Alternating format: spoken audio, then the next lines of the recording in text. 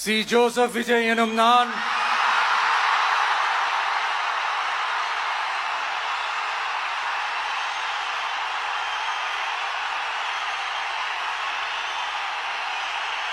சட்டப்படி அமைக்கப்பெற்ற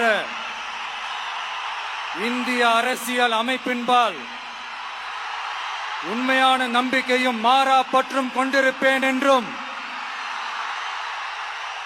இந்திய நாட்டின் ஒப்பில்லாத முழு முதல் ஆட்சியையும் ஒருமையையும் நிலை நிறுத்துவேன் என்றும் தமிழ்நாட்டு அரசின் முதலமைச்சராக உண்மையாகவும் உளச்சான்றின்படியும் என் கடமைகளை நிறைவேற்றுவேன் என்றும்